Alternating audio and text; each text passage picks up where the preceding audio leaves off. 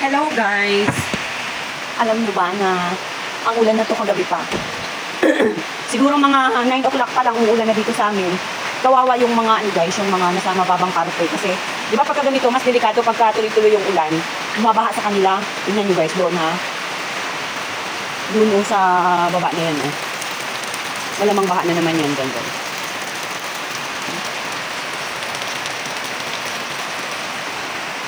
Iikot ko kayo guys. Kunin lang natin yung kayong. Wait lang, kakapin muna. Good morning! Kukunin natin yung kayong guys. Ikot tayo.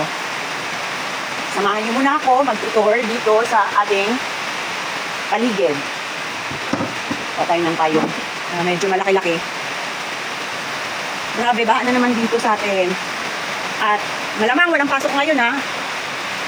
Paggabi pa na yung ulan ng ulan. Hindi guys. Diba? Pero pasalamat pa rin tayo dito sa Palawan. Kasi hindi tayo binabaha dito. Thankful tayo dahil ayun nga guys. Oh, diba? Walang pasok siguro ngayon. At wow, ang ating talong guys. Malaki na. Papakita ko ang talong. Guys, oh. Oh, di ba?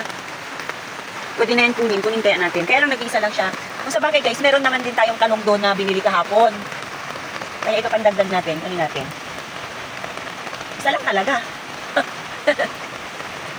Nag-iisang talong. Baka walang pasok ngayon. Ulan dyan. Kinuha ko na guys. Dagdag ulam.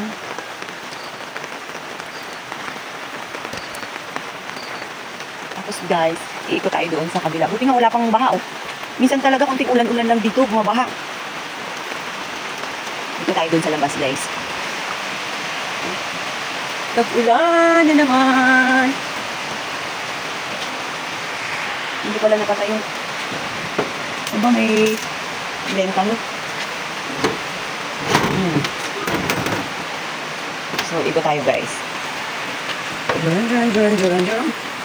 Oh, ayan, oh.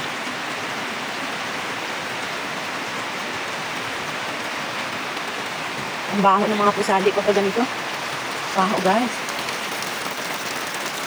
Alam niyo walang nagsisipaglakad-lakaran ngayon dahil nga malakas ang ulan. Tapos isa pa masarap matulog, malamig. Tingnan niyo guys, di ba? Oh, malinis ang aming daanan. At yan, pagka nagsipaglabasan na naman yung mga sasakyan. Ako po, tiyak, mabilis lang magputik niyan, guys. Oh, di ba? Yan yung daanan. Ito guys, dito sa baba, yan. Daanan ng tubig yan dyan. Minsan, pagka tuloy-tuloy talaga yung ulan, talagang as in, binabaha sila dyan. Kawawa yung mga nakatira dyan banda. Dito po kasi sa amin, ang daan, lusot-lusutan. Kahit na dito ka pumasok, dun ka lalabas yan, malapit na lang sa kalsada. Yan dyan guys, dire-diretso. So, papasok muna tayo. Dahil nga maulan, hindi natin alam kung may pasok o wala. Malamang, ano to, school? Malamang tayo guys, meron. Siyempre, sa opisina tayo. At yung mga school lang siguro, yung mga bata, mga estudyante, walang pasok ngayon. Kasi syempre, mas kawawa sila kung papasok pa sila ganitong malakas ang ulan. Lalo pa sa ating mga preschool, so kailangan isa bahay lang muna. Pagka ganitong tag-ulan, kailangan nyo munang papasukin syempre yung mga bata. So paano ba yan guys? Kita-kits na lang tayo ulit sa susunod na video. Bye-bye po!